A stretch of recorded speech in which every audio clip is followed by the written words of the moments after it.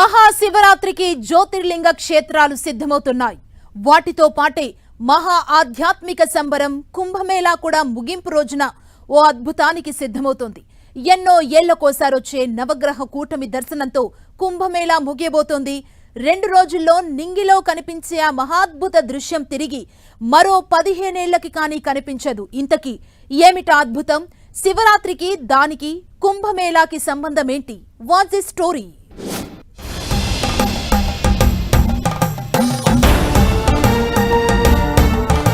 రాబోయే శివరాత్రికి మహాద్భుతం.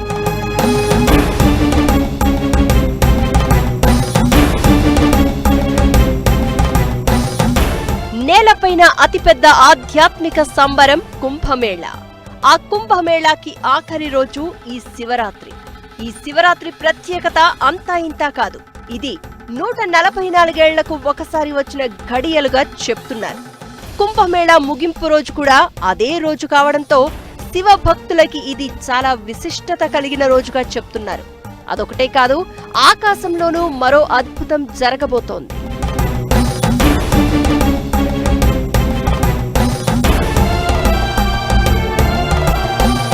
అంతేకాదు, శివరాత్రి రోజు చేసే స్నానాలకు కూడా ప్రత్యేకత ఉంది. ఆ రోజున చేసే స్నానాలను రాజ స్నానాలుగా పిలుస్తారు. రోజు చేసేది నిత్య స్నానం, కారణం చేత చేసేది నైమిత్త స్నానం. కుంభమేళా శివరాత్రి రోజున చేసేది రాజ స్నానంగా చెప్తారు.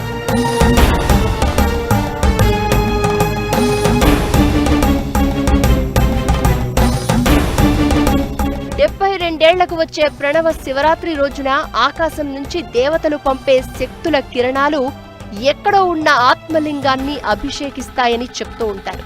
ఇప్పుడు ఖచ్చితంగా అలాంటి శివరాత్రే 144 ఏళ్లకు రావడంతో కుంభమేళా చివరి రోజుగా కూడా నిర్ణయించారు.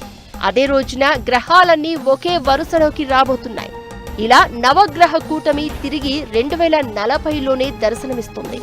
అయితే అప్పుడు కుంభమేళా లాంటి ఆధ్యాత్మిక ఉత్సవమేదీ ఉండదు. పైగా శివరాత్రి లాంటి పర్వదినం కూడా లేదు. అందుకే ఈ రోజు విశిష్టత కలిగినదిగా చెప్తున్నారు.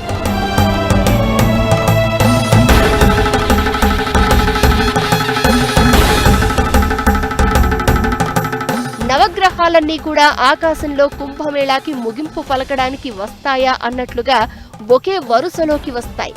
సూర్యగ్రహణం, చంద్రగ్రహణం సమయాల్లో సూర్యుడు, భూమి, చంద్రుడు ఒక వరుసలోకి వస్తాయి. అలా ఇప్పుడు శివరాత్రికి అన్ని గ్రహాలు ఒకే వరుసలోకి రావడమే అద్భుతం. ఇది కుంభమేళా కార్యక్రమానికి సరైన ముగింపునిచ్చే ఖగోళ దృశ్యంగా భావించవచ్చు.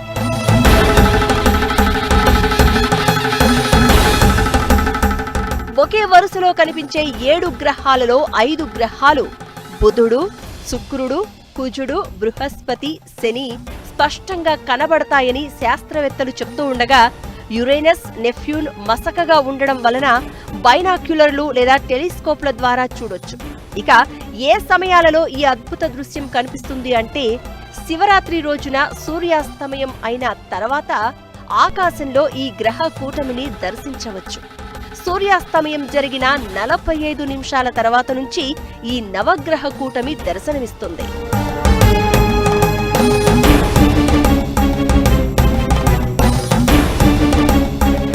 ఈ అద్భుత దృశ్యాన్ని మన దేశవాసులు సులువుగానే దర్శించవచ్చు.